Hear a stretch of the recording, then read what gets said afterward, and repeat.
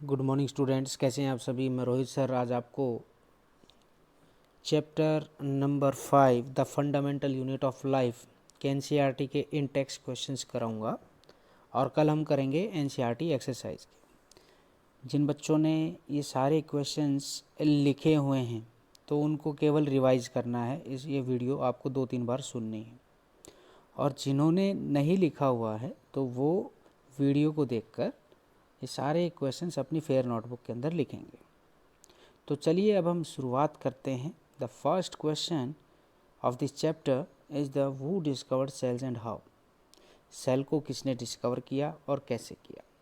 तो सेल को डिस्कवर किया था बच्चों 1665 में, और इंग्लिश बोटेनिस्ट थे रॉबर्ट हुक। मतलब रॉबर्ट हुक इंग्लिश बोटेनिस्ट थे जिन्होंने 1665 में सेल को डिस्कवर किया। उन्होंने अपने माइक्रोस्कोप की सहायता से कॉर्क स्लाइस को क्या किया, देखा। कॉर्क क्या है, नॉन लिविंग टिश्यू थी। जैसे हम बोलते हैं ना bark of a tree, bark of a tree को क्या किया उन्होंने अपने माइक्रोस्कोप में देखा, और माइक्रोस्कोप में जब देखा तो उसको हनी कॉम्ब लाइक स्ट्रक्चर्स नज़र आए। हनी कॉम्ब लाइक जो स्ट्रक्चर्स उनको जब नज़र आए तो उन्होंने उनको नाम दिया सेल। अब बढ़ते हैं बच्चों नेक्स्ट क्वेश्चन की तरफ। क्वेश्चन नंबर 2 आप देख पा रहे होंगे यहाँ पर, why is the cell called the structural and functional unit of life. Cell को structural and functional unit of life क्यों कहा जाता है। देखिए, सेल के अंदर बहुत सारे कंपोनेंट्स प्रेजेंट होते हैं, चाहे वो प्लांट की हो चाहे वो एनिमल्स की हो। सेल्स बहुत ही छोटी होती है और उनके पास एबिलिटी होती है जितने भी लिविंग फंक्शंस है वो परफॉर्म कर सकती हैं। Cells are the building blocks of life. इसी रीजन के आधार पर हम कहते हैं कि सेल क्या है, basic structural and functional unit of life कहा जाता है। लेकिन आप देखते हैं कि सारी की सारी सेल एक जैसी तो नहीं होती हैं, सभी सेल्स एक जैसी नहीं होती ना।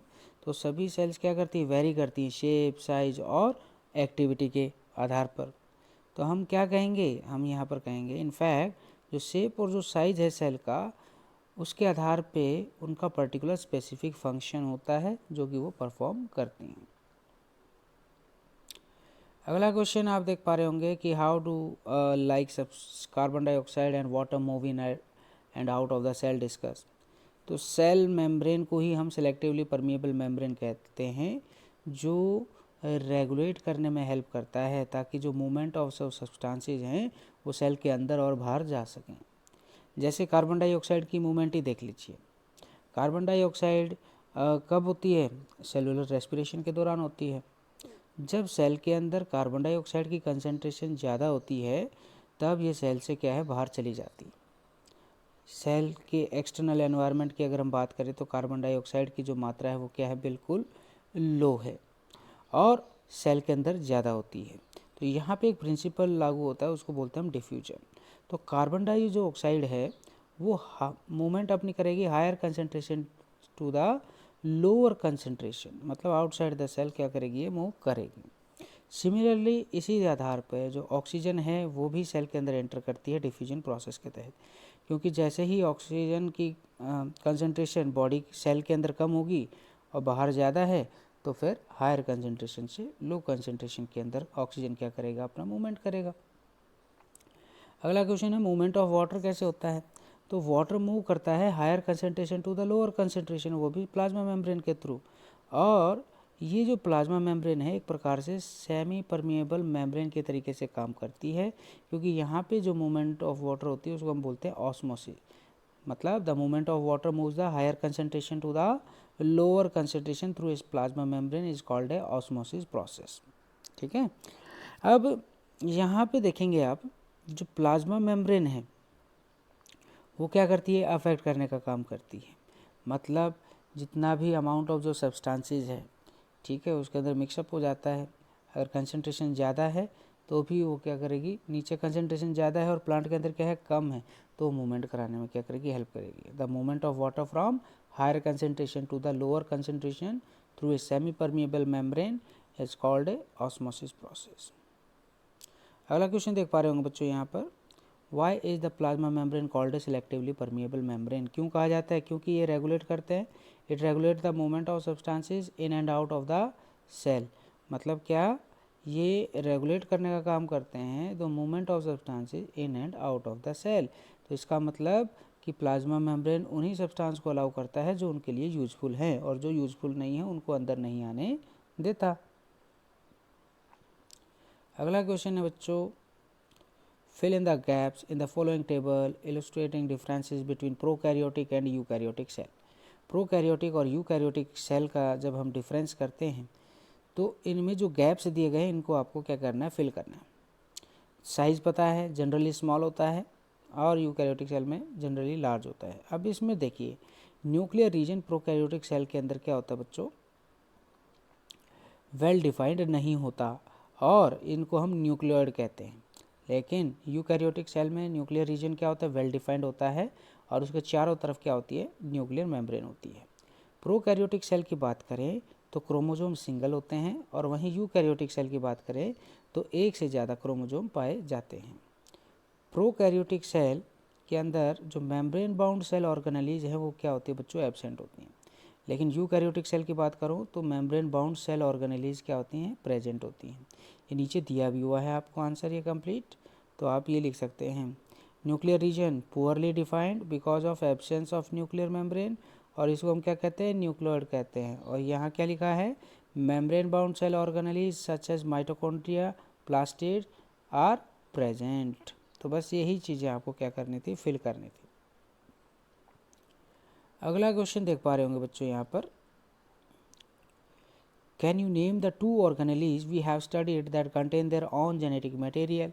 क्या आप उन दो ऑर्गेनेलीज का नाम बता सकते हैं जिनके पास क्या होता है, अपना खुद का जेनेटिक मटेरियल होता है। तो आप जवाब देंगे बच्चों, माइटोकॉन्ड्रिया और प्लास्टिड्स, ये दो ऑर्गेनेलीज होते हैं जिनके पास अपना खुद का जेनेटिक मटेरियल होता है। दोनों के पास क्या है, अपना डीएनए और राइबोसोम्स प्रेजेंट होता है। नेक्स्ट क्वेश्चन देखें, if the organisation of a cell is destroyed due to some physical और chemical influence, what will happen. अगर मान लीजिए कोई भी जो सेल है, सेल की जो ऑर्गेनाइजेशन अगर मान लीजिए डिस्ट्रॉय हो जाती है फिजिकल और केमिकल इन्फ्लुएंस की सहायता से, तो क्या होगा। तो सबसे पहले समझने की बात यह है कि सेल क्या है, is the smallest unit of life, और वो क्या करता है, which is capable of all living function, जितने भी लिविंग फंक्शंस होते हैं उनको करने में हेल्प करता है। If the organisation of a cell is destroyed due to some physical और केमिकल इन्फ्लुएंस, अगर मान लीजिए कि सेल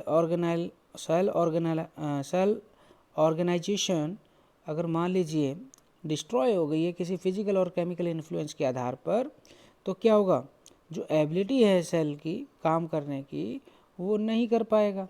तो जैसे लिविंग फंक्शंस क्या क्या है, रेस्पिरेशन, न्यूट्रिशन, एक्सक्रीशन, ये सारे के सारे क्या होंगे, फिर अफेक्ट होंगे। जब अफेक्ट होंगे तो इसका मतलब कोई भी प्रॉपर फंक्शन यहाँ पर देखने को आपको नहीं मिलेगा। नेक्स्ट क्वेश्चन है, why are lysosomes known as a suicidal bags. Lysosomes को हम सुसाइडल बैग्स क्यों कहते हैं। लाइजोसोम्स क्या होते हैं, membrane bound vesicular structures cell organelles होती हैं जिनके पास पावरफुल डाइजेस्टिव एंजाइम्स होते हैं। ये एंजाइम्स क्या करते हैं, हेल्प करते हैं ताकि जो फॉरेन फूड पार्टिकल्स है या माइक्रोब्स है उसको कम्प्लीटली क्या किया जा सके, ब्रेक किया जा सके, ताकि उनकी एंट्री हो सके सेल के अंदर। कई बार क्या होता है, lysosomes can cause self destruction of a cell by releasing these digestive enzymes within a cell. कई बार लाइजोसोम्स क्या करते हैं, यही एंजाइम्स सेल के अंदर रिलीज कर देते हैं, जिससे जो सेल्स है, जैसे मान लीजिए सेल अपना प्रॉपर फंक्शन नहीं कर रही तो ये एंजाइम रिलीज कर देते हैं और ये सेल को क्या कर लेते हैं, इनगल्फ कर लेते हैं, और वहाँ पे फिर नई सेल्स क्या है बनती है सेल डिवीजन के आधार पर। तो इसीलिए ये जो इनगल्फ करते हैं, जो सेल काम नहीं करती प्रॉपर, तो इसीलिए इसको क्या कहा जाता है, सुसाइडल बैग्स कहा जाता है। अगला क्वेश्चन है, where are protein synthesize inside the cell. Protein cell के अंदर कैसे सिंथेसाइज होता है ये बताना है आपको, और मतलब प्रोटीन कैसे बनता है सेल के अंदर। तो राइबोसोम्स हैं वो क्या है, साइट है जहाँ पे प्रोटीन सिंथेसिस होती है, मतलब प्रोटीन बनते हैं। राइबोसोम्स का स्ट्रक्चर बहुत ही छोटा होता है और ये ज़्यादातर फ्री स्टेट में पाए जाते हैं और साइटोप्लाज्म के अंदर पाए जाते हैं, या फिर अटैच होते हैं किसी surface of the endoplasmic reticulum. या फिर एंडोप्लाज्मिक रेटिकुलम के साथ अटैच्ड होंगे।